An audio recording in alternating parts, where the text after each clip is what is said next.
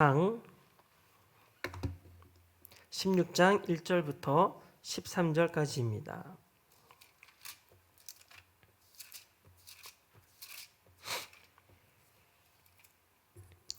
사무엘상 16장 1절부터 13절까지입니다. 우리 한 목소리로 함께 읽겠습니다. 여호와께서 사무엘에게 이르시되 내가 이미 사울을 버려 이스라엘 왕이 되지 못하게 하였거늘 내가 그를 위하여 언제까지 슬퍼하겠느냐. 너는 뿔에 기름을 채워 가지고 가라. 내가 너를 베들레헴 사람 이새에게로 보내리니 이는 내가 그의 아들 중에서 한 왕을 보았느니라 하시는지라. 사무엘이 이르되 내가 어찌 갈 수 있으리이까. 사울이 들으면 나를 죽이리이다 하니 여호와께서 이르시되 너는 암송아지를 끌고 가서 말하기를 내가 여호와께 제사를 드리러 왔다 하고 이새를 제사에 청하라. 내가 내게 행할 일을 가르치리니 내가 내게 알게 하는 자에게 나를 위하여 기름을 부을지니라. 사무엘이 여호와의 말씀대로 행하여 베들레헴에 이르매 성읍 장로들이 떨며 그를 영접하여 이르되 평강을 위하여 오시나이까. 이르되 평강을 위함이니라. 내가 여호와께 제사하러 왔으니 스스로 선결하게 하고 와서 나와 함께 제사하자 하고 이새와 그의 아들들을 선결하게 하고 제사에 청하니라. 그들이 오매 사무엘이 엘리압을 보고 마음에 이르기를 여호와의 기름 부으실 자가 과연 주님 앞에 있도다 하였더니 여호와께서 사무엘에게 이르시되 그의 용모와 키를 보지 말라. 내가 이미 그를 버렸노라. 내가 보는 것은 사람과 같지 아니하니 사람은 외모를 보거니와 나 여호와는 중심을 보느니라 하시더라. 이새가 아비나답을 불러 사무엘 앞을 지나가게 하매 사무엘이 이르되 여호와께서 택하지 아니하셨느니라 하니 이새가 산마로 지나게 하매 사무엘이 이르되 이도 여호와께서 택하지 아니하셨느니라 하니라. 이새가 그의 아들 7을 다 사무엘 앞으로 지나가게 하나 사무엘이 이새에게 이르되 여호와께서 이들을 택하지 아니하셨느니라 하고 또 사무엘이 이새에게 이르되 내 아들들이 다 여기 있느냐. 이새가 이르되 아직 막내가 남았는데 그는 양을 지키나이다. 사무엘이 이새에게 이르되 사람을 보내어 그를 데려오라. 그가 여기 오지까지는 우리가 식사 자리에 앉지 아니하겠노라. 이에 사람을 보내어 그를 데려오매 그의 빛이 붉고 눈이 빼어나고 얼굴이 아름답더라. 여호와께서 이르시되 이가 그니 일어나 기름을 부으라 하시는지라.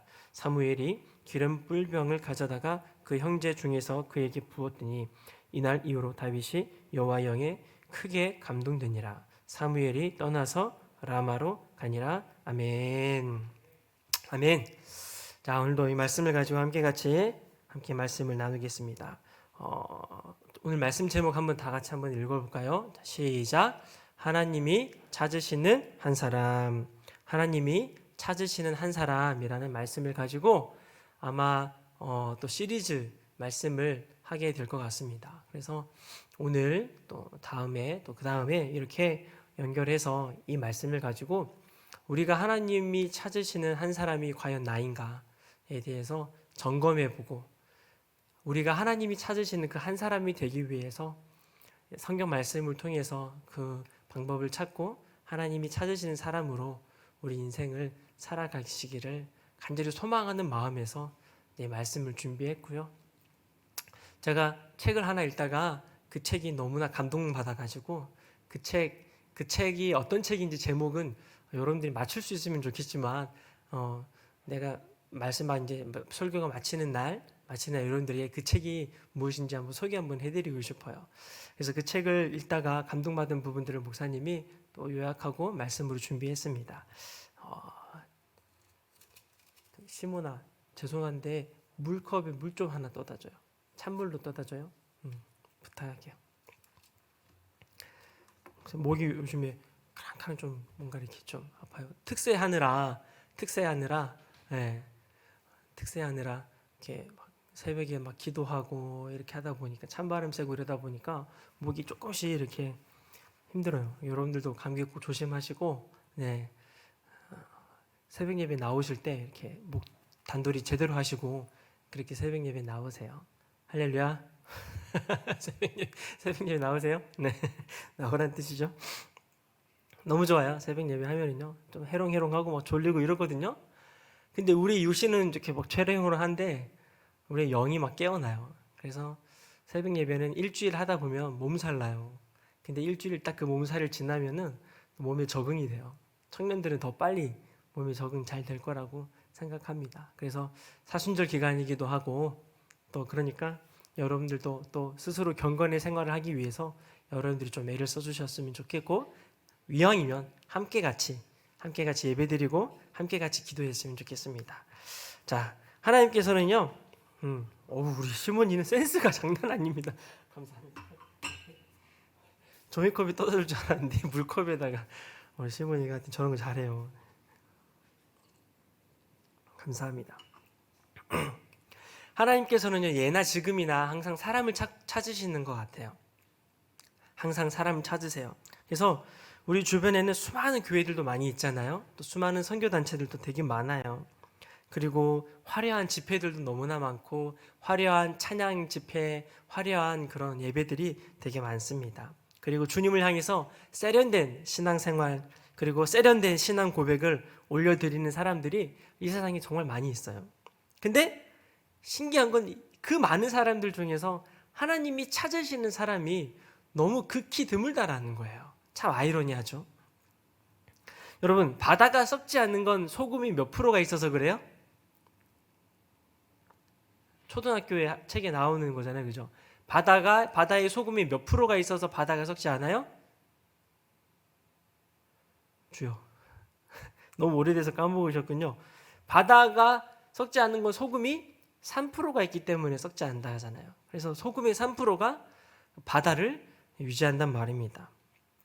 우리나라의 기독교 인구가 몇 프로일까요? 여러분 알고 있어요? 기독교 인구. 우리나라의 기독교 인구가 19%라고 해요. 19%. 19%임에도 불구하고 계속 우리나라의 문제가 심각해지고 수많은 그런 안타까운 일들이 막 나타나는 건 어쩌면 하나님이 찾으시는 사람이 우리나라의 3%도 되지 않는다라는 하나의 증명이 될 수도 있겠죠. 만약에 수많은 사람들의 고백들이 진짜이고 다 주님께 연락되었다면 어느 날 이렇게 수많은 교회의 현실이 우리가 생각하는 것처럼 암담하지 않을 거예요. 열매를 보면 나무를 알 수 있잖아요. 그래서 이제는 우리는요, 맹목적인 신앙 종교인이 아니라 진짜 그리스도인이 되어야 될 때가 더 시급하다라고 생각합니다. 진짜 그리스도인, 진짜 하나님이 찾으시는 사람, 그런 사람이 되기 위해 우린 또 주님 앞에 나오는 것이죠. 여러분, 주님이 찾고 계시는 그 사람이 바로 나인가? 내가 그 사람에 해당되는가? 우리는요, 정말 아픈 심정으로 나를 점검해 봐야 되는 거예요. 나를 돌아봐야 돼요. 내가 진짜 주님이 찾으시는 그 한 사람 중에 내가 속해 있는가? 여러분 어떠세요? 우리 에덴교회에 지금 한 20명의 정도의 사람들이 청년부 예배 드리고 있잖아요. 또 주일에는 한 200명의 사람들이 예배를 드리고 있는데, 그 중에서 하나님께 연락되는 예배를 드리고 하나님이 찾으시고 있는 하나님 마음에 정말 합한 그 사람은 과연 몇 프로일까요? 20명 중에 나는 하나님의 찾으시는 그 사람이다 라고 자신 있게 생각하시는 분은 엄지발가락을 딱 들어봐요. 나는 하나님이 찾으시는 그 사람 중에 나는 무조건 속한다. 엄지발가락 딱 들어봐요. 다 드셨네요. 네, 우리는요, 그래서 늘 내가 하나님 앞에 나아갈 때에 이런 거예요. 모든 예배의 기준은요, 드리는 사람의 입장이 아니라 받는 사람의 입장에서 기준으로 성립이 되는 거예요. 그래서 예배는 드리는 나의 기준으로 예배를 드리는 게 아니라 받으시는 분의 기준으로 성립이 되기 때문에 받으시는 분의 기준에 합당한 예배를 우리는 드려야 되는 거예요. 내 기준으로 예배를 잘 드렸다라고 생각할 수 있지만 정작 하나님께서는 아무것도 받지 않을 수도 있다라는 거예요. 마치 구약 성경에 가인과 아벨 기억나시죠? 가인은 열심히 자기가 제사 드려가지고 제사 드렸단 말이에요. 농사 지어가 제사를 드렸거든요. 근데 하나님이 받지 않으셨단 말이에요. 나 열심히 농사했는데, 열심히 땀 흘렸는데, 그래도 나름 열심히 좋은 걸로 내 노력으로 최선을 다해 하나님께 드렸는데 하나님이 받지 않으신다 하면 여러분들 마음이 어떨까요? 여러분들이 매주마다 드리는 그 예배가 하나님께서 연락하지 않으신다면, 받지 않으셨다면 여러분들의 마음은 어떠시겠습니까? 그렇기 때문에 우리는요, 나의 기준으로 예배를 드리는 것이 아니라 하나님의 기준으로 예배 드리는 것, 하나님이 어떤 사람들을 찾으시는가, 하나님이 과연 찾으시는 그 사람 중에 내가 속해 있는가, 이런 것들을 매일마다 점검하고 또 점검하고 또 점검해야 될 줄로 믿어요. 할렐루야시죠? 믿으시죠? 오늘 여러분들 이 예배가, 오늘 토요일날 청년부 예배가, 여러분들 개인 삶의 예배가 하나님이 받으시는 예배인가, 오늘 이 말씀 가운데 우리가 좀 답을 찾아갔으면 좋겠어요.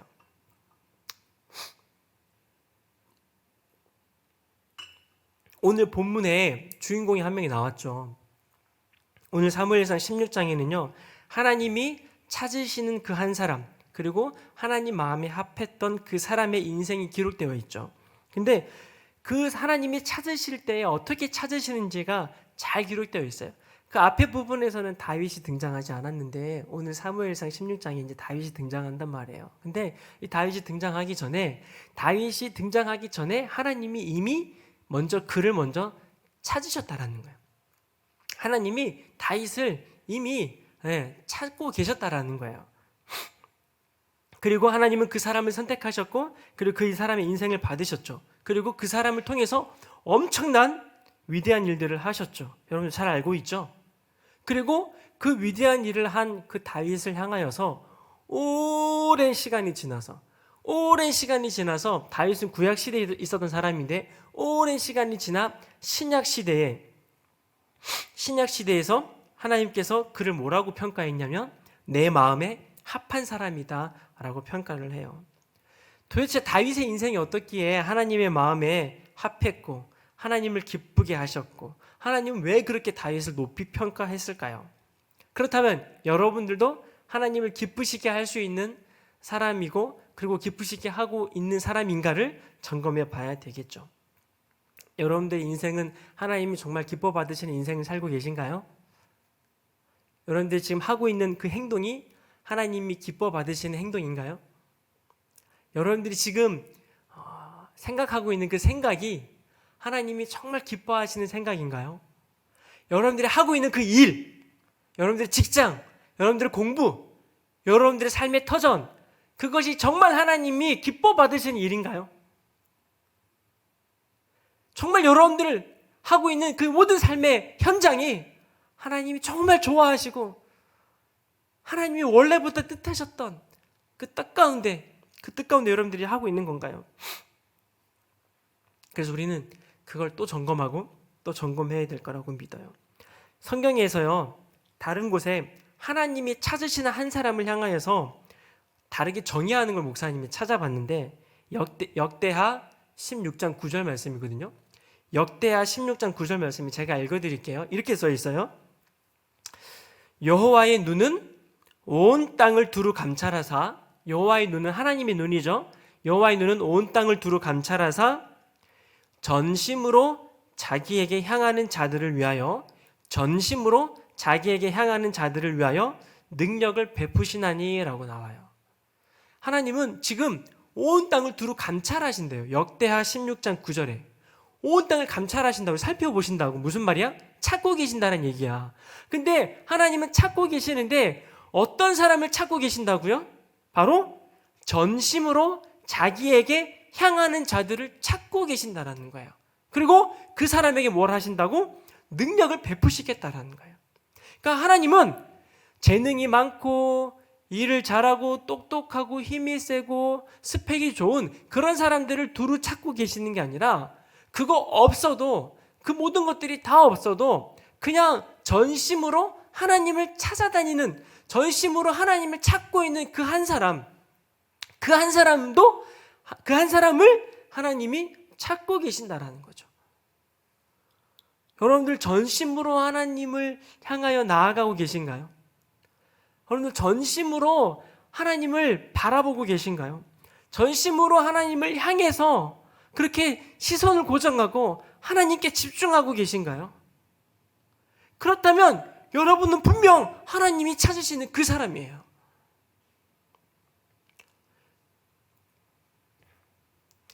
하나님은 전심으로 자기를 향하는 자들을 위해서 찾고 계시고 예전에도 그렇고 지금도 여전히 그런 사람들을 찾고 계신다라는 겁니다. 화려한 예배, 세련된 기도, 그럴듯한 고백들, 이런 외형적인 것이 아니라 하나님은 전심으로 향하는 자들을 찾고 계신다는 거예요. 여기서 전심이라는 단어의 뜻이 뭘까요? 전심, 무슨 말일까요? 전심, 전체 마음이죠. 전체 마음.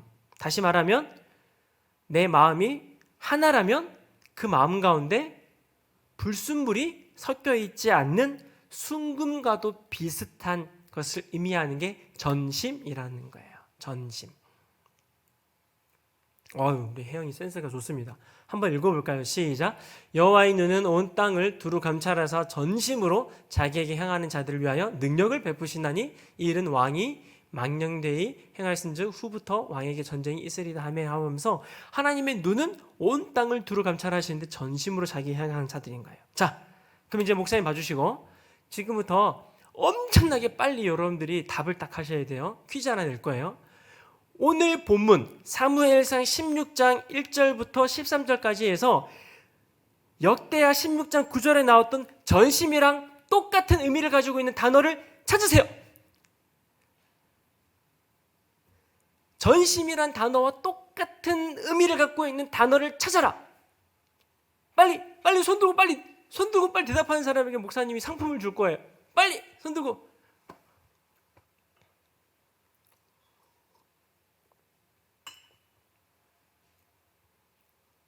빨리.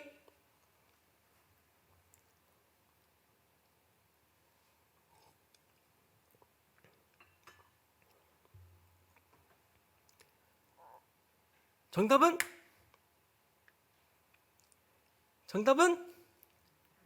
빨리 얘기해요. 진짜 상품 준비했어요. 목사님이. 목사님 방에 있어. 나 지금 물이랑 그거랑. 빨리.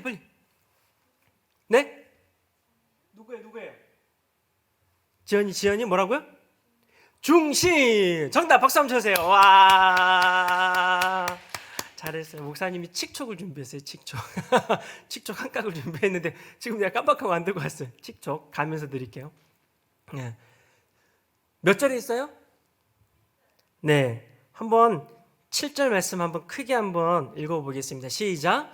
여호와께서 사무엘에게 이르시되 그의 용모와 키를 보지 말라. 내가 이미 그를 버렸노라. 내가 보는 것은 사람과 같이 아니하니 사람은 외모를 보거니와 나 여호와는 중심을 보느니라 하시더라. 아멘. 진심이란 단어가 오늘 본문에서 찾으면 바로 중심이란 단어와 똑같은 말이에요.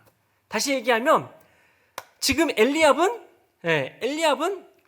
외모가 출중했지만 하나님은 뭘 보신다고요? 중심을 보신다는 거예요. 사무엘은 잠깐 외모를 봤지만 하나님은 뭘 보신다고요? 중심을 보신다는 거예요. 다른 말로 하면 진심을 보신다는 거겠죠. 그래서 중심과 진심이 비슷한 말인데 중심을 보시는 하나님은 결국 누구를 선택해요?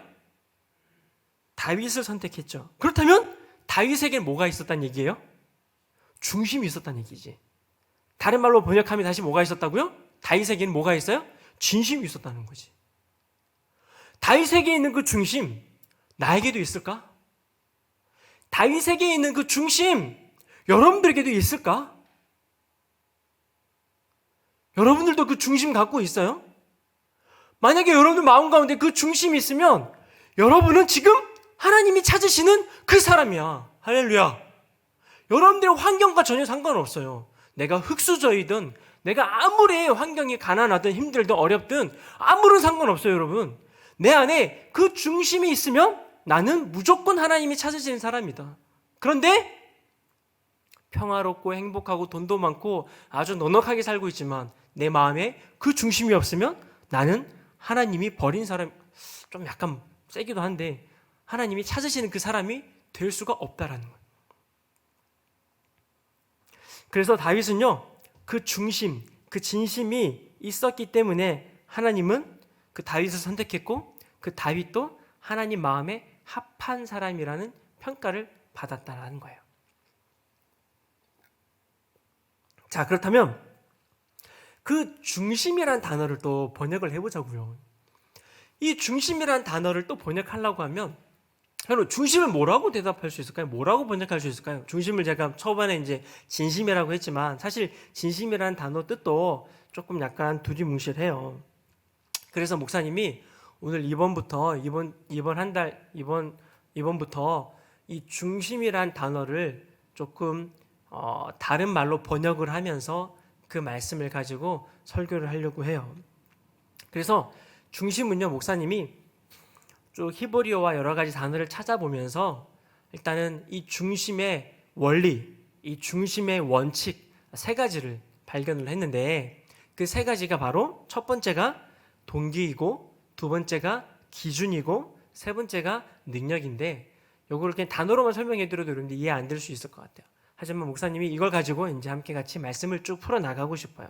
그래서 중심의 기본적인 원리와 원칙이 바로 중심의 원어적인 뜻이 동기, 기준, 능력이라는 뜻을 갖고 있는데 이것들이 다윗의 삶을 지탱했고 그리고 이 기둥들이 한평생 다윗을 흔들리지 않는 그 사람으로 다윗을 이끌어줄 수 있었다라는 거예요. 그러니까 다윗 마음 가운데 그 중심, 그것이 다윗의 삶이 힘들고 어렵고 실패한 적이 있었지만 그럼에도 불구하고 낙담하지 않고 다시 하나님을 바라보고 똑바로 올바른 길로 갈 수 있었던 것이 바로 다윗 안에 있었던 그 중심이었다라는 거예요. 그래서 다윗은요 그 중심 가운데 형성된 인격체의 삶을 살아갔거든요. 여러분들의 인격은 어떻게 형성되었어요? 여러분들의 인격은 어떠세요? 인격적인 사람 이런 말도 많이 하기도 하는데 여러분들의 인격은 여러분들 어때요? 좋은 인격을 갖고 계세요? 나쁜 인격을 갖고 계세요?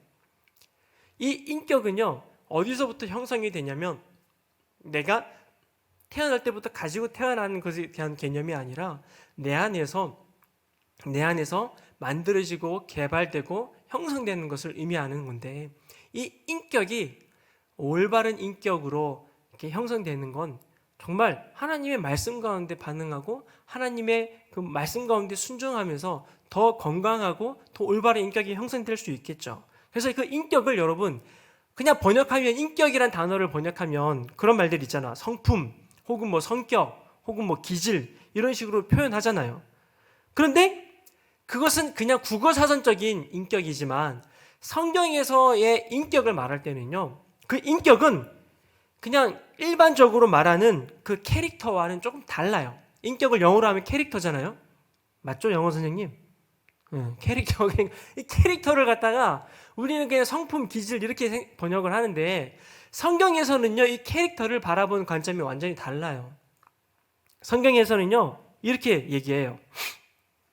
성경에서 캐릭터는 하나님이 형성하시는 하나의 인격인데 하나님이 형성하시는 그 믿음 안에서의 어떠한 성질을 의미하는 거예요.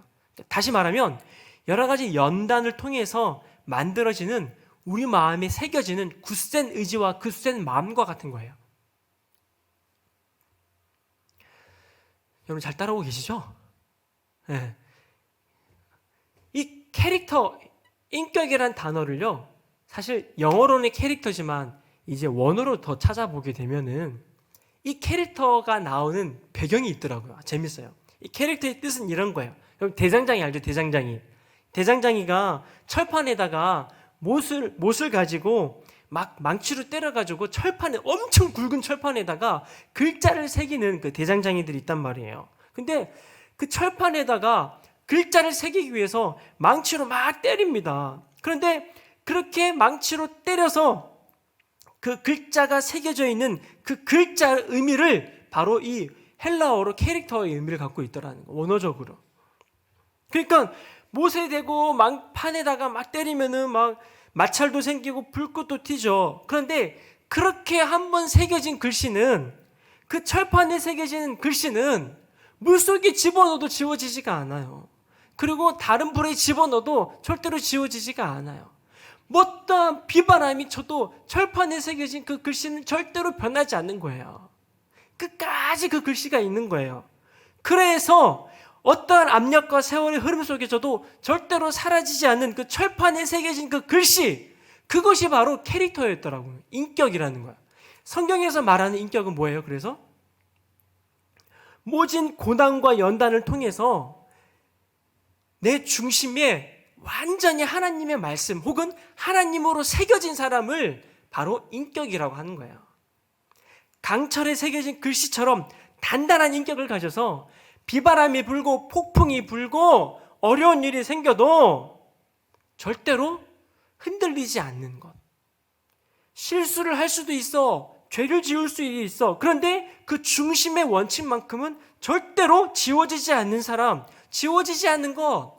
그것이 바로 성경에서 말하는 인격이라는 거예요. 반대로 성공을 해도 높은 자리에 올라가도 그 중심은 변하지 않는 거예요. 흔들리지 않는 거예요.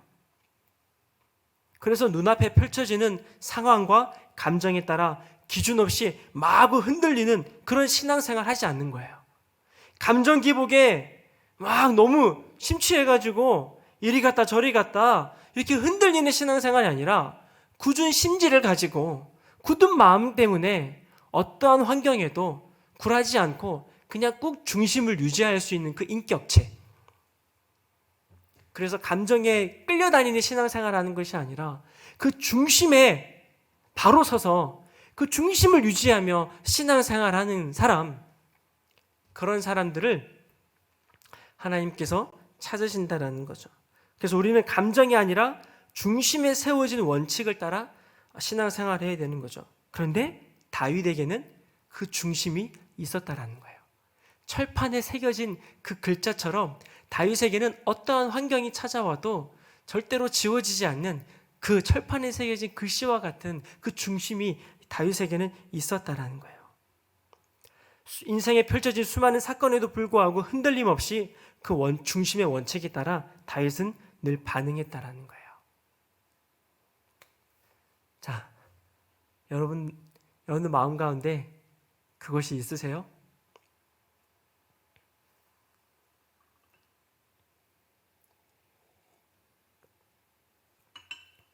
여러분의 마음 가운데 절대로 흔들리지 않는, 절대로 지워지지 않는 그 중심의 글자가 새겨져 있어요.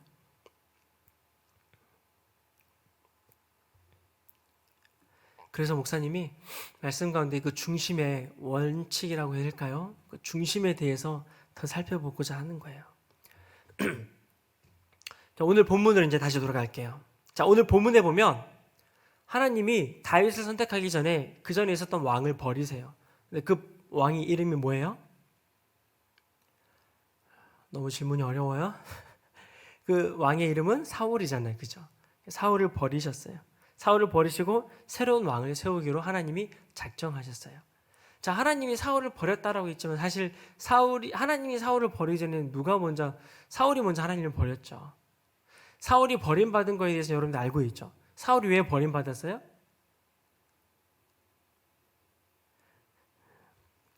다음번에 더 설명하고, 어쨌든 하나님께서 사울을 버리시고 다윗을 선택하셨어요. 그래서 다윗을 선택하기 전에 다윗의 집으로 사무엘을 보내시죠. 사무엘이 베들레헴 이새의 집으로 이제 간단 말입니다. 자, 그런데 이것은 상당히 위험한 임무죠. 왜 그래요? 아직까지 여전히 왕자에 누가 앉아 있어요? 사울 왕이 앉아 있기 때문이죠.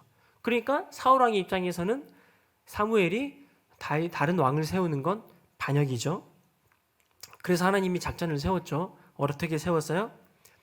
베들레헴으로 내려갈 때 어떻게 내려가라? 제사를 지내는 목적으로 내려가라. 그리고 이세 가족을 다 초청해라. 그리고 제사를 지내겠다 해라. 이런 식으로 작전을 세우죠. 사무엘이 순종하죠. 베들레헴으로 가요. 이세의 집으로 가요. 그리고 이세의 아들 다 데리고 오라고 해요. 그리고 그 자리에서 왕을 선택하려고 하는 거예요. 당연히 이세의 가족들은 그 소식을 듣고 어땠을까요? 그 당시에 가장 유명한 사무엘 선지자가 자기 집으로 온다고 한다면 엄청난 기대감을 가지고 있지 않았겠어요? 그러면 이세의 아들들은 어땠겠어요? 그 당시에 가장 유명한 선지자가 자기 집을 방문한다고 하면 그 이세의 아들들은 어떤 마음을 갖고 있었을까요? 분명히 당황은 했겠지만 다시는 자기 삶에 이런 기회는 오지 않을 거다. 이 좋은 기회에 자신을 최대한 어필하고 자신을 최대한 좋은 사람으로 보여서 나도 내 인생에 최대의 기회가 왔으니까 이때 잘 보여가지고 나도 드디어 세상의 무대에 다른 사람들이 인정받을 수 있는 그 높은 자리에 올라갈 수 있는, 데뷔할 수 있는 절호의 기회라고 분명히 아들들도 생각했겠죠. 여러분들은 어떠세요? 여러분들 인생 일대에 단 한 번의 오디션이 주어진다면 여러분들 그 오디션 어떻게 반응하시겠어요? 여러분들 인생 일대에 단 한 번의 면접이 주어진다면 그 면접을 어떻게 반응하시겠어요? 그 면접을 어떻게 준비하시겠어요? 그 오디션을 어떻게 준비하시겠어요? TV에 보면은 뭐 싱어게인이라든지 여러 가지 막 트로트라든지 많이 나오잖아요. 그 사람들이 오디션을 보잖아요. 그 사람이 어떤 마음으로 그걸 준비할까요? 정말 엄청난 떨리는 마음으로, 긴장하는 마음으로 준비하지 않았겠어요? 근데 사실 그거보다 더 대단한 일들이 오늘 본문 가운데 나타나는 거예요. 사무엘이 그 이새의 집에 갔죠. 그리고 이새의 아들들을 불러 모았죠. 근데 사무엘이 딱 봤을 때 가장 먼저 누가 들어와요, 눈에? 엘리압이 들어오죠. 엘리압을 주목했는데 엘리압이 왜 눈에 들어왔을까요? 사무엘 눈에? 바로 엘리압이 첫째이기도 하지만 엘리압이 너무나도 외모가 준수하고 키가 큰 거예요. 그러니까 요즘 말로 하면 외모가 준수하단 말로, 외모가 준수하다를 두 글자로 얼짱. 키가 크고 두 글자로 몸짱. 그러니까 얼짱 몸짱인 거지, 따지고 보면. 그죠? 사무엘이 봤을 때 엘리압은 완전히 얼짱이고 완전히 몸짱이지. 우리 에덴교회 청년부에 완전 몸짱이고 완전 얼짱인 사람이 있다 없다? 주요. 있다 없다?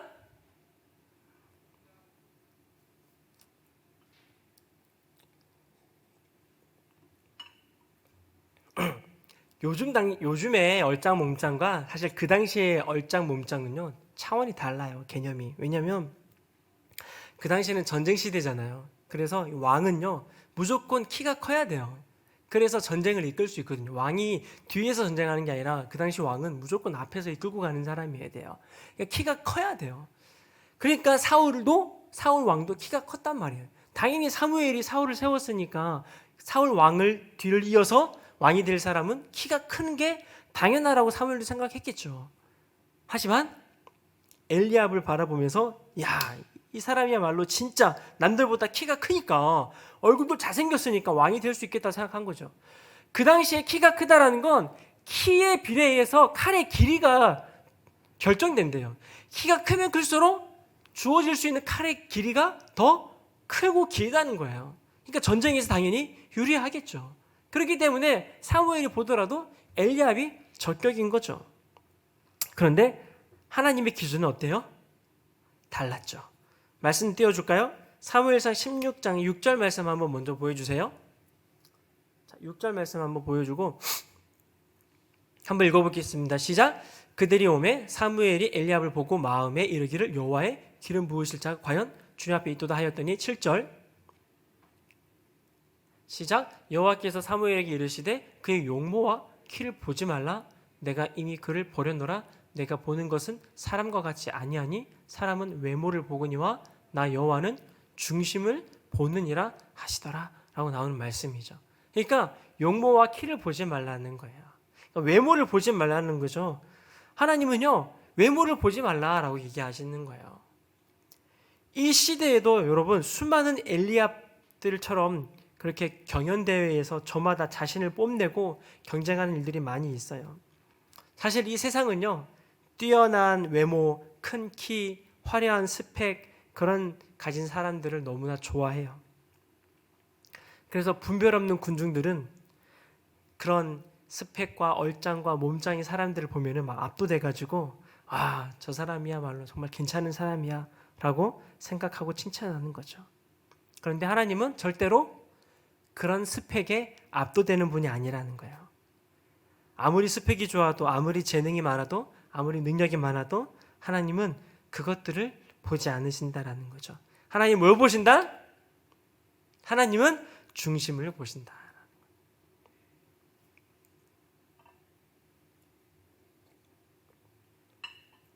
그렇기 때문에 우리는요, 그 하나님이 보시려고 하는, 하나님이 그 찾으시는 그 중심이 내 안에 있는가 없는가, 내가 그 중심을 소유하고 있는가 그렇지 않는가를 계속 점검하고 계속 살펴봐야 된다는 거예요.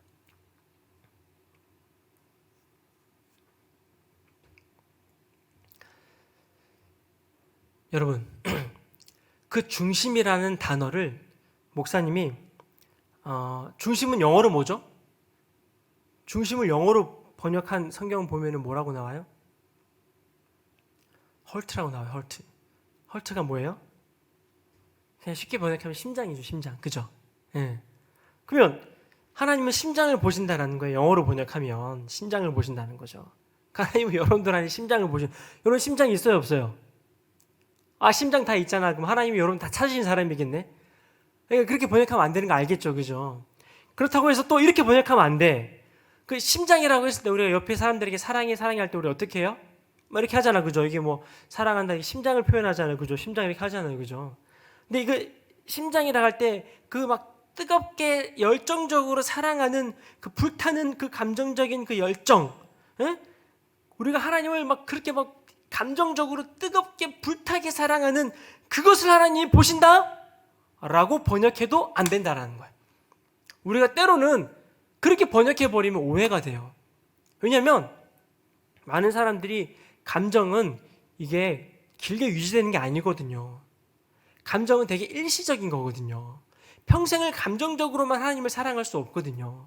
그죠? 성경에서도 사랑은 감정의 단어가 아니라고 나와요. 그렇기 때문에 감정은 일시적인 거기 때문에 뜨거운 불타는 열정 이런 거가 헐트가 아니라는 거예요. 그럼 도대체 중심은 뭐냐는 거예요. 그러니까 중심이란 단어를요, 우리는 재정비해야 될 필요가 있다라는 거예요. 그래서 목사님이 일단 원어를 찾아보는 거예요. 왜? 이 중심이란 단어의 뜻이 도대체 뭘까? 어떤 의미를 가지고 있을까? 헐트도 아닌 것 같고 심장도 아닌 것 같고 뭘까? 그래서 여러분 따라 한번 해보세요. 따라서 해보세요. 레바브. 다시 레바브. 이게 히브리어거든요. 중심이란 단어가 레바브예요. 그러면 하나님은 레바브를 보신다는 거죠. 레바브. 여러분들 안에 있는 레바브를 보신다는 거예요. 근데 이 레바브의 뜻이 뭐냐면요, 그냥 지금 우리 시대의 말로 아주 적절하게 번역한다면 따라해 보겠습니다. 동기. 다시 동기. 동기라는 단어로 번역하면 적절하다라고 싶어요. 그래서 목사님이 첫 번째가 동기라고 했죠. 중심의 뜻 가운데 첫 번째가 뭐라고? 동기라고 했어요. 다른 말로 하면 의도, 순수, 목적 이런 걸로 번역할 수 있겠죠. 그래서 하나님은 중심을 보시는데 우리 안에 뭘 보신다? 동기를 보신다. 지금 하나님은 어떤 사람을 찾고 계신다? 내 마음의 동기가 어떠한지를 지금 찾고 계신다. 여러분들의 여러분들의 의도가 어떠한 의도를 갖고 있는지를 보신다는 거예요. 여러분들의 순수한 그 목적과 여러분들의 그 순수 원천적인 그 이유의 근원에 대해서 지금 하나님은 찾고 계신다는 거예요. 근데 이 레바브가 우리가 잘 알고 있는 말씀에 또 나와요. 신명기에만 나와요. 신명기 6장에 나오는데 쉐마 이스라엘에 나와요. 너는 마음을 다하고 뜻을 다하고 힘을 다하여 하나님을 사랑하라 할 때에 너는 마음을 다하라고 할 때에 그 마음도 이 레바브가 쓰였고 그것도 중심이란 단어예요. 그러면 마음을 다한다는 게 뭐예요? 하나님을 사랑할 때 마음을 다해 사랑한다는 게 뭐예요, 여러분? 뜨겁게 열정적으로 감정적으로 하나님을 사랑하라는 뜻이 아니라는 거예요. 이때 마음을 다하라는 뜻이 뭐예요? 너의 동기가 무엇인지 정확하게 보라는 거예요. 하나님을 사랑하는 너의 순수한 의도가 무엇인지 정확하게 보라는 거예요. 많은 사람들이 하나님을 사랑한다고 하는데 많은 사람들이 하나님을 믿는다고 하면서 진짜 하나님만을 사랑하는 게 아니라 내가 신앙생활 잘하면 내가 잘 되겠지, 내가 좋은 일이 생기겠지, 천국 가기 위해, 돈 잘 벌기 위해, 문제가 해결되기 위해 그런 의도를 가지고 하나님을 사랑하고 있느냐? 아니면 이런 것이 다 해결되지 않아도 순수하게 하나님만을 사랑하고 있느냐? 하나님은 지금 이걸 보시겠다는 거예요. 예를 들어 여러분이 돈이 많아. 그리고 여러분들이 키가 크고 여러분들이 능력이 많아 지금 현재. 그래서 여러분들이 키가 3개 있다고 쳐봐요. 차 키, 집 키, 오피스텔 키, 여러분들이 지금 그 3가지를 다 갖고 있는 사람이야. 근데 어떤 사람이 쫙 나타났어. 그리고 여러분들 향해서 막 접근하는 거야. 그리고 여러분 막 좋대. 자기야, 사랑해, 나랑 결혼하자 이러면서 막 접근을 해. 근데 여러분들에게 접근한 그 사람이 여러분들을 사랑한다고는 하지만 그 사람의 의도가 정말 여러분들을 사랑하는 것이 아니라 여러분들이 가지고 있는 그 3가지의 키를 갖고 싶어서 여러분들에게 접근한다면 여러분들이 접근한 그 사람의 의도와 동기는 잘못된 거 맞죠? 아니에요? 맞잖아요. 하나님을 사랑하는 데 있어서 하나님이 가지고 있는 엄청난 능력이 많잖아요. 근데 그 능력을 내가 어떻게든 가지고 싶어가지고 하나님에게 접근한다면 우리의 의도 자체가, 동기 자체가 지금 잘못돼도 한참 잘못됐다라는 거예요. 근데 하나님은 중심을 보신다고 하는데 여러분들의 지금 의도와 여러분들의 동기가 무엇인지를 지금 하나님은 보시겠다는 거예요. 다시 얘기하면 이 자리에 예배드리러 왔는데 우리가 지금 예배드리고 있는데 어떠한 동기를 가지고 예배드리고 있느냐, 어떤 의도를 가지고 예배드리고 있느냐, 하나님은 그걸 보신다는 거예요. 여러분들의 의도와 동기가 정말 하나님을 사랑함으로 순수하다면 하나님이 찾으시는 그 사람이 바로 그 사람이 되는 거예요. 그런데 지금 이 자리에 예배드리고 있지만 내 동기와 내 의도가 하나님이 아닌 사람을 의식하고 있다면, 그리고 나의 체면 때문에 예배드리고 있다면, 나의 자존심 때문에 예배드리고 있다면 우리의 동기와 우리의 의도는 잘못돼도 한참 잘못됐어요. 그렇다면 우리는 절대로 하나님이 찾으시는 그 사람이 될 수가 없다는 거죠.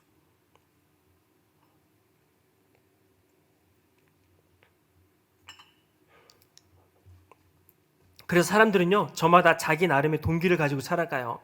어떠한 동기를 가지냐에 따라서 그 사람의 행동과 그 사람의 말이 나와요. 그래서 하나님은요, 겉모습을 보지 않으시고 뭘 보신다고요? 그 순수한 동기와 의도를 보신다라는 거예요. 그게 바로 중심이다라는 거예요. 중심. 그래서 하나님은 중심을 보시는데 뭘 보신다? 동기와 의도를 보신다라는 거예요. 참 신기한 거는요,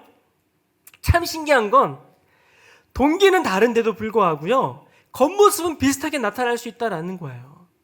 동기는 다 다른데 겉모습은 비슷하게 나타나는 게 특히 교회에서 자주 발견되더라는 거예요. 동기가 정말 동기가, 의도가 하나님인 사람과 혹은 자기 자신인 사람과는 둘 다 동일하게 똑같이 예배도 드려요. 똑같이 찬양을 해요. 똑같이 기도를 해요. 그런데 동기가 완전히 다를 수도 있다라는 거예요. 그래서 하나님은 겉모양을 보시는 게 아니라 우리 마음에 있는 중심, 그 동기를 보신다는 거예요. 많은 사람들이 그래서 주님을 예배하고 헌신한다고 하지만 그 동기를 살펴보면요, 자기 인생의 존재 이유를 확보하기 위해서인 경우가 많다라는 거예요. 결국 자기 자신을 위해서 헌신하고 자신을 위해서 신앙생활하고 있는 사람이 꽤나 많다라는 거예요. 그래서 이런 사람들의 동기는 주님이 아니라 자기 자신이죠. 그래서 그런 사람들에게는 결국 중심이 없는 거예요. 하나님이 찾으시는 그 중심이 없는 거죠. 그래서 하나님 마음에 합한 사람이 될 수가 없고 하나님이 찾으시는 사람이 될 수가 없다라는 거예요. 그런데 신기한 건 다윗은 그 중심이 있었어요, 없었어요? 있었다라는 거예요. 다윗에게는요, 그 동기가 정확하게 흔들리지 않았다라는 거예요. 다윗은 어려운 일이 생겼음에도 불구하고 그 동기가 흔들리지 않았어요.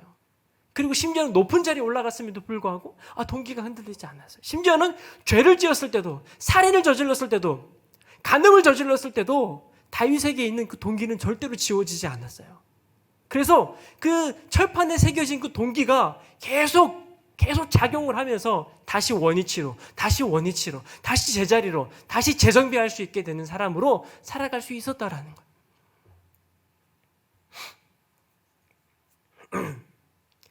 그래서 때로는 넘어지고 실수하고 잘못 판단할 때도 있었지만 근본적인 그 인생의 동기만큼은 언제나 확고했고 그는 항상 그의 목적과 동기가 하나님으로 항상 살아갔다라는 거예요. 하나님은 외모를 보지 않으시고 뭘 보신다? 중심을 보신다. 근데 오늘 목사님이 말하고 싶어하는 핵심 뭐다? 그 중심은 뭐다? 중심이 뭐다? 동기다, 동기. 여러분들의 마음에 깊은 곳에 숨어있는 그 숨은 목적, 숨은 의도, 그 동기. 근데 그 동기가 정말 하나님을 향하고 있느냐? 그것을 하나님은 보신다는 거예요. 그래서 오늘 새벽에 큐티 말씀 보면은 그런 말씀이 나왔어요. 가나안 여인인데 자기 딸을 고쳐달라고 부탁을 하는데 예수님께서 뭐라고 얘기해요? 나는 개에게 먹을 걸 주지 않는다라는 거예요. 그러니까 그 여자는 순간 뭐가 된 거예요? 개가 된 거잖아요. 주여. 그죠? 얼마나 기분 나쁘겠어요. 그죠? 근데 이 엄마가 자기 딸을 고치기 위해서 개라는 모욕을 예수님에게 당하고 있음에도 불구하고 이 엄마가 그 말에 굴하지 않아요. 심지어 예수님이 말씀하시면서 불구하고 굴하지 않아요. 왜요? 그 엄마의 동기는 뭐예요? 그 엄마의 최고의 목적은 뭐예요?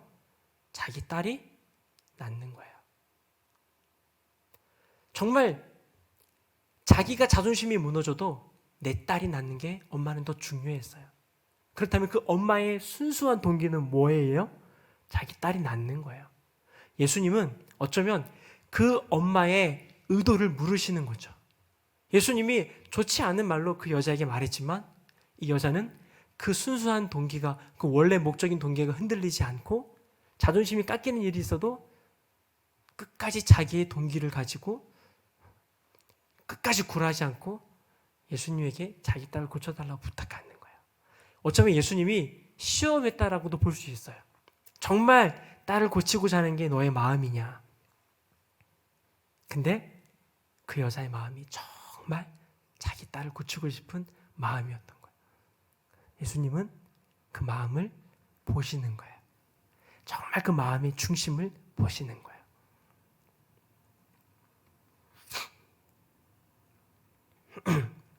여러분, 하나님의 마음에 합한 사람은요, 단순히 착한 사람을 의미하진 않아요.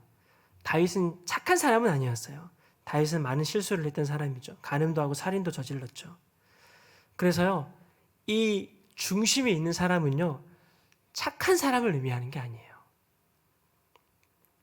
어떠한 도덕적으로 착하냐 아니냐, 오점이 있냐 없냐, 그런 것들을 따지는 게 아니에요. 오직 하나님은 그 마음의 그 동기, 그 중심을 보시는 거예요. 그런데 그 중심과 그 동기가, 내 안에 중심과 동기가 어떤 건지를 확인하려면 이런 걸 경우를 생각해 볼 수 있어요.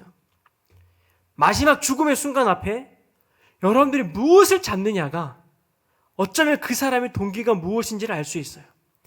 여러분들이 죽음 앞에서 여러분들이 무엇을 선택하느냐가 그 사람이 그동안 살아왔던 인생의 목적이, 동기가 무엇이었는지를 점검할 수 있는 거예요.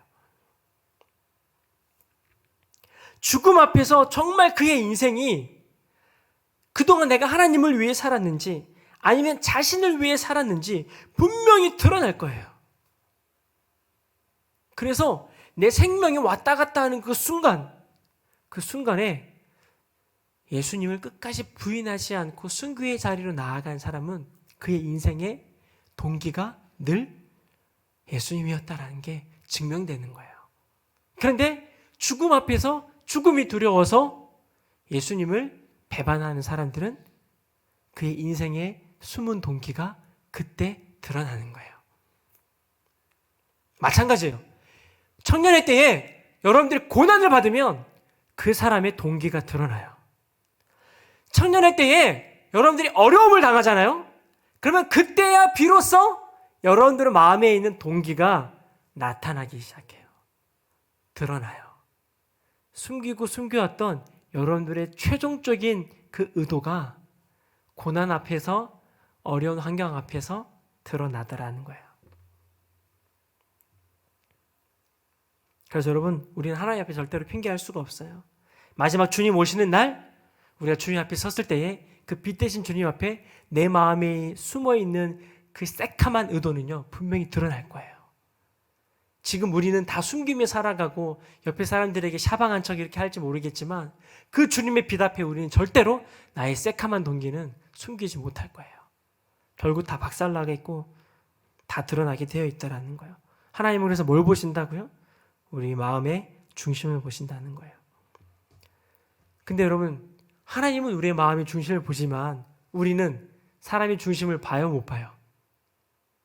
못 보잖아요. 그죠? 목사님은 여러분들의 의도를 못 봐요. 중심의 의도를 못 봐요. 사람은 그래요. 그런데 내 안에 중심이 있는가 없는가를 진단할 수 있는 질문은 있어요.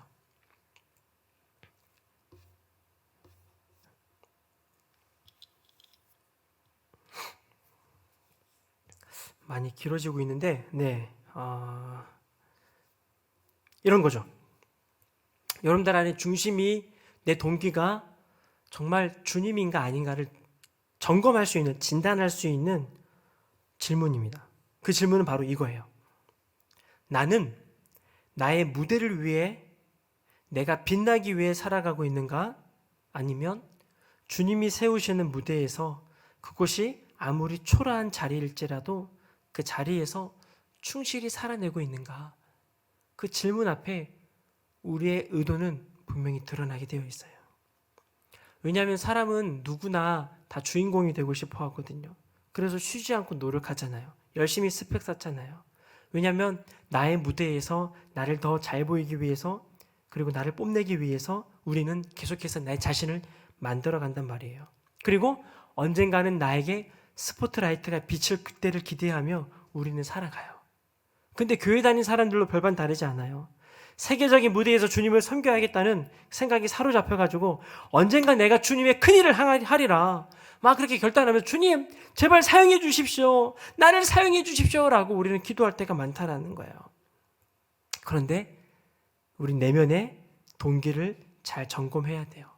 내가 주님을 위해 일한다고 하지만 사실 내가 나의 무대에서 나를 뽐내려고 하는 사람들이 꽤 많다라는 거예요. 나의 내면 깊은 곳에는 이러한 위험이 도사리고 있다는 것을 우리는 늘 점검해야 돼요.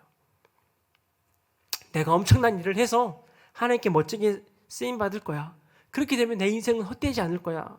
라고 의미 있는 인생을 살아가는 거야. 라고 생각하는 사람들은 그 모든 시간을 다 투자하잖아요. 그런데 그 중심의 의도는 잘못될 수도 있다라는 거예요.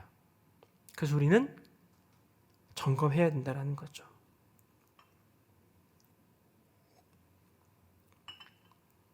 근데 이와는 반대로 중심에 하나님이 새겨진 사람들은요, 절대로 언젠간 서게 될 무대를 갈망하며 살지 않아요. 여러분 지금 잘 들으세요. 내 마음에 중심이 있는 사람은, 하나님이 찾으시는 그 중심이 있는 사람은 지금 딱 이제 목사님 보셔야 돼. 아주 중요한 얘기 하려고 그래. 반주 좀 해도 안 되겠다. 네. 중요한 얘기를 하고 이제 마무리하려고 해요.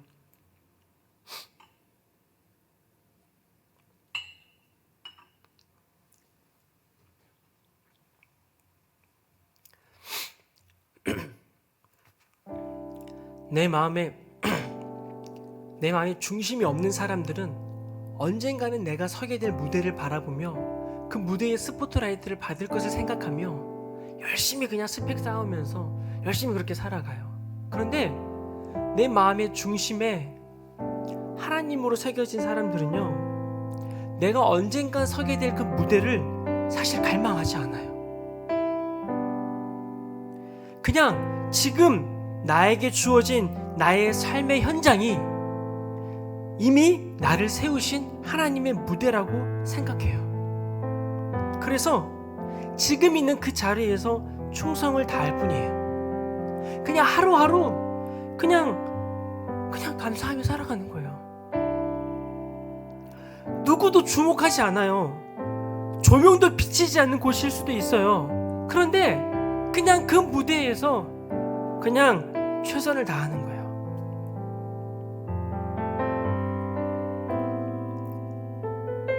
그 어떤 스포트라이트가 나에게 비춰지지 않는다 할지라도 내가 주님을 오늘 여전히 사랑할 수만 있다면 그것만으로 충분히 만족하면서 그렇게 충실하게 하루하루를 살아가는 거예요.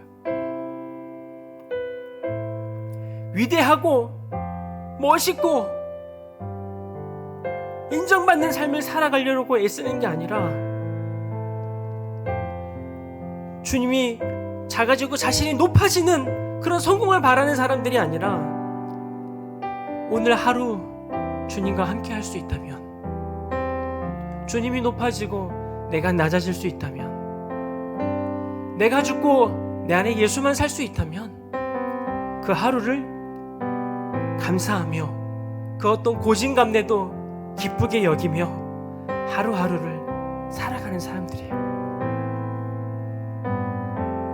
여러분들은 어떤 삶을 살고 계신가요?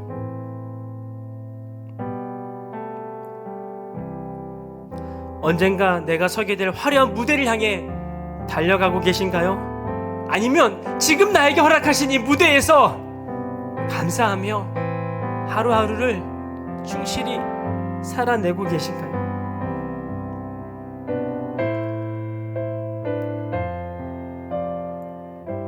오늘 우리에게 허락하신 무대는 나를 돌봐주는 사람이 단 한 사람도 없는 외로운 가정일 수도 있어요. 아무도 주목하지 않는 그런 초라한 사람일 수도 있어요. 아무도 인정해주지 않는 직장을 다닐 수도 있어요.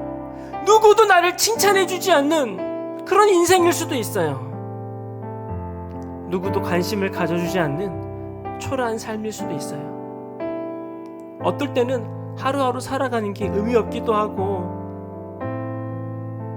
힘들기도 할 때도 있지만 그저 오늘 하루 주님을 더 알아가는 것에 만족하면서 하루하루 주님이 원하시는 삶을 살아가는 사람, 이 사람이 바로 중심을 가진 자들인 거예요.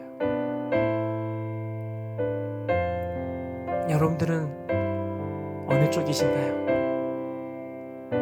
아직도 여러분들이 서게 될 무대를 기대하면서 인정받고 멋있게 쓰임받을 날을 기대하며 그렇게 살아가시나요? 아니면 이미 나에게 허락하신 이 삶의 초라한 무대에서 비록 엑스트라일지라도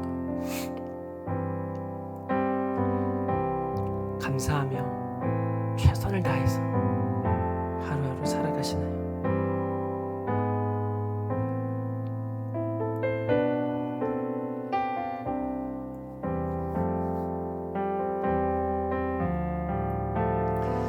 많은 청년들이 출세와 성공을 강요하는 세상 속에 살아가고 있어요.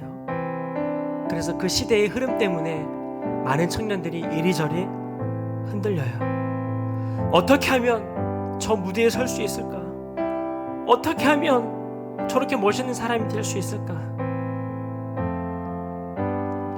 그렇게 생각하며 살아가요. 하지만 중심이 바른 사람은, 인생의 동기가 정확한 사람은 오늘 하루 주님으로 만족하기 때문에 오늘 하루 삶의 무대에서 최선을 다해서 살아가는 거죠. 언젠가 쓰임받을 것 사실 중요하지 않아요. 왜냐하면 지금 주님이 나와 함께 계시고 지금 주님이 나를 사용하고 계시기 때문이죠. 그렇기 때문에 주님이 찾으시는 그 사람은요, 절대로 헛된 꿈을 꾸지 않아요. 뜬구름 쫓지도 않아요. 어떻게 보면 너무 소박해 보이고 너무 꿈이 없는 사람처럼 보이기도 하지만 절대 그렇지 않아요. 누구보다 강인하고요, 누구보다도 흔들림 없고요, 철판에 새겨진 그 글자처럼 절대로 지워지지 않는 인생을 살아가는 사람들이에요. 그 중심에 있는 사람들은 그 어떤 폭풍과 그 어떤 환란에도 절대로 지워지지 않아요. 하나님이 오늘 나에게 주신 무대를 정말 중요하게 생각하고 감사하는 사람들의 꿈은 상당히 소박해요. 일상 속에서 발견하는 주님으로 충분히 만족하며 살아가요. 그런데 그러면서도 일상에서 만나는 주님이 마음 아파하실 때에 주님으로 인해서 땅끝으로 가기도 하고, 그 주님 마음 때문에 순교의 삶을 살아가기도 하고, 그 주님 마음 때문에 주님이 원하시는 발걸음을 하나씩 내딛는 사람들인 거죠. 절대로 처음부터 나를 위대하게 사용해달라고 그렇게 기도하지 않아요.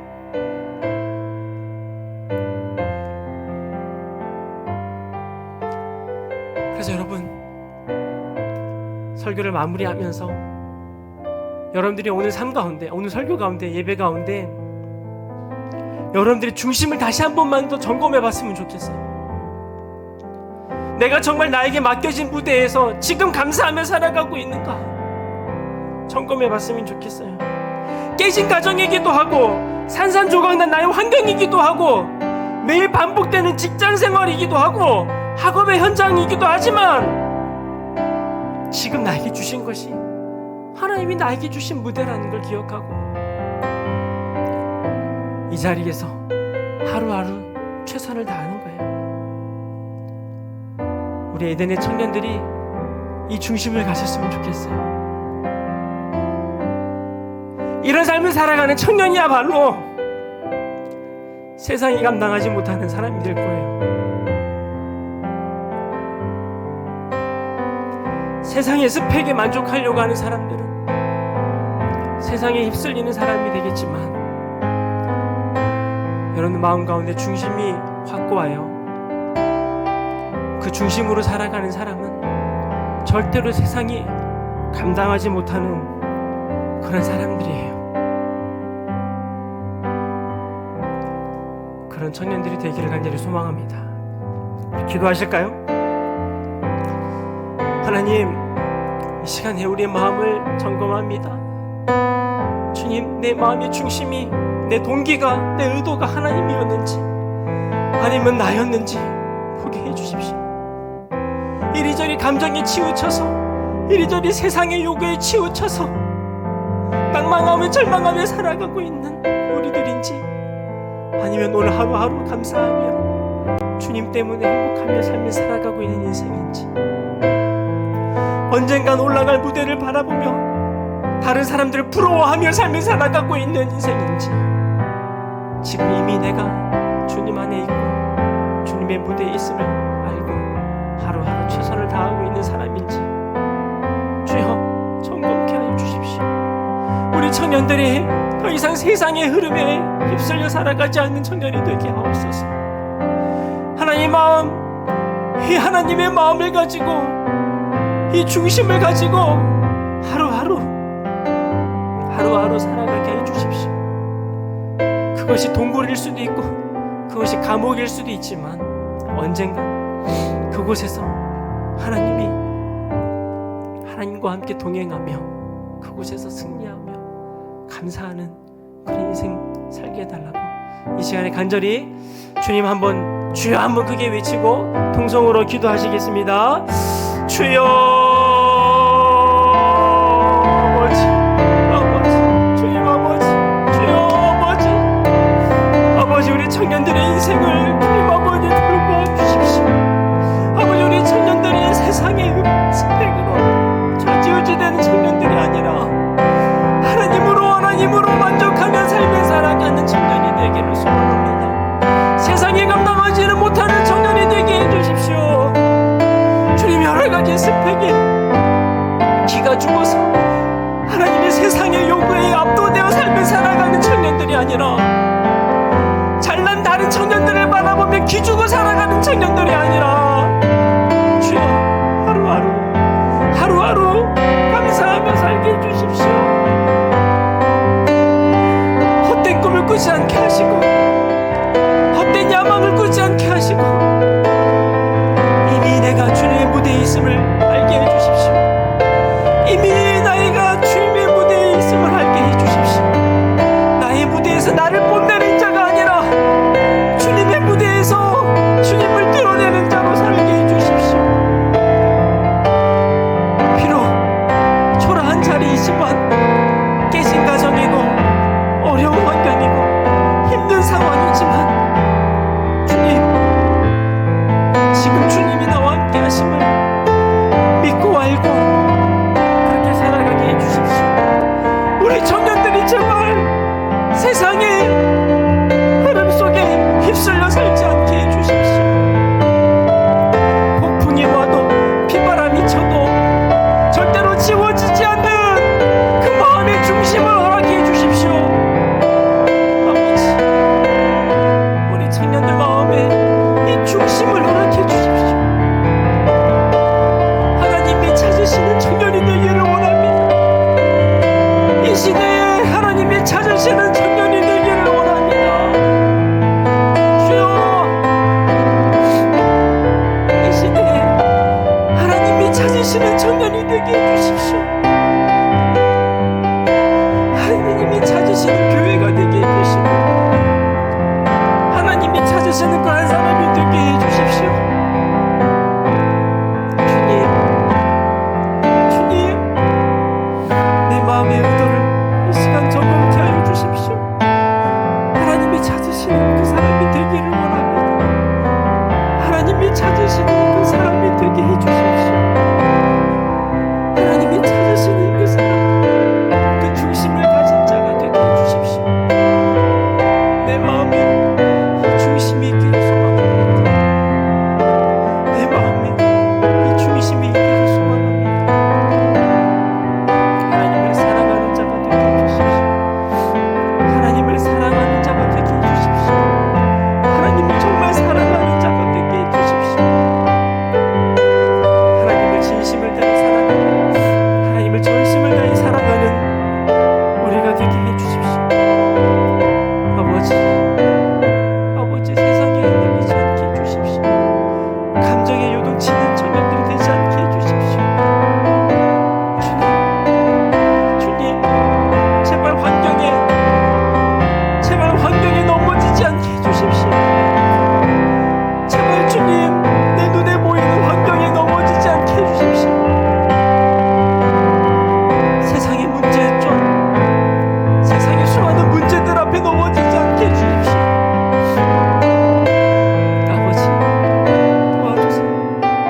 우리 청년들 넘어지지 않게 해주십시오. 우리 청년들 휩쓸리지 않게 해주십시오. 아버지,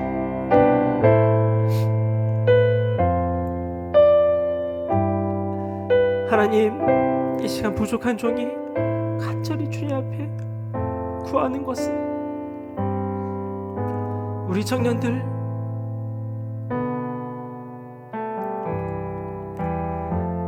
하나님이 찾으시는 청년이 되기를 소망합니다.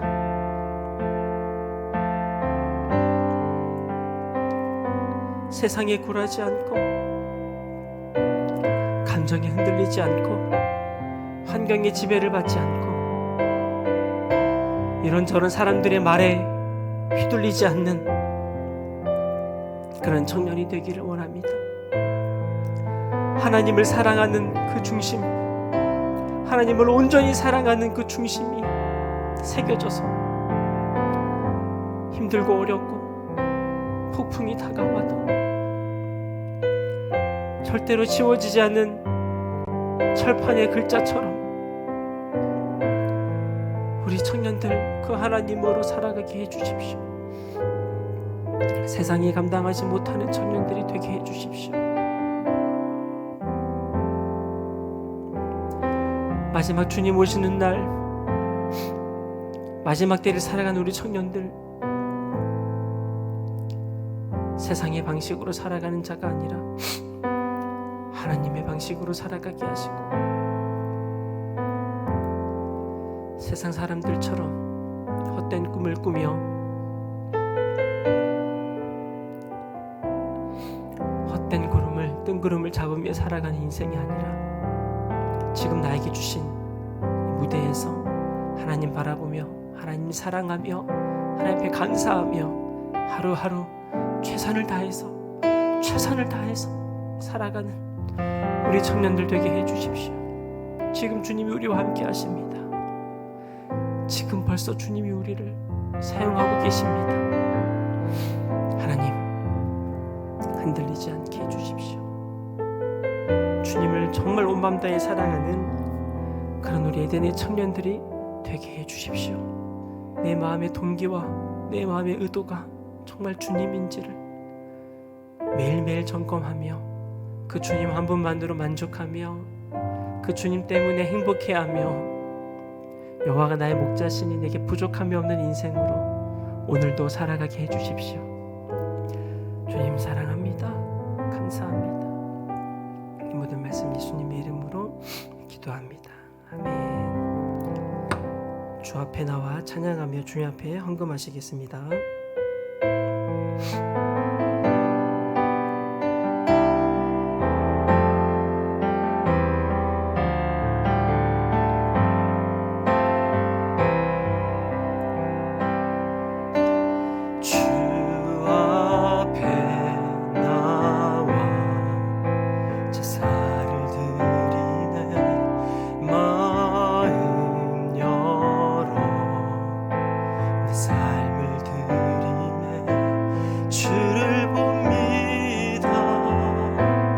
끝없는 사랑 나 회복시키네.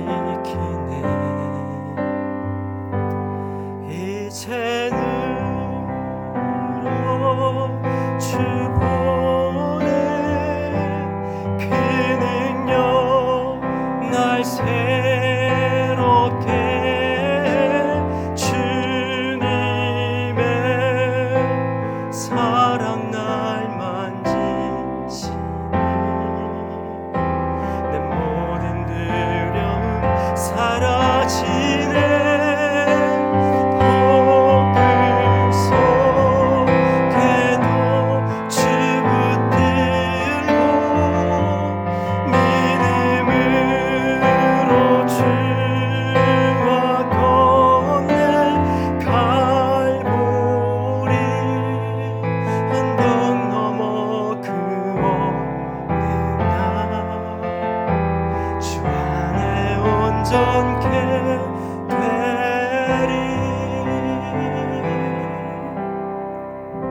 하나님, 우리 청년들 아름다운 예물 드립니다. 이 예물 드린 손길 가운데 주님 함께 해주십시오.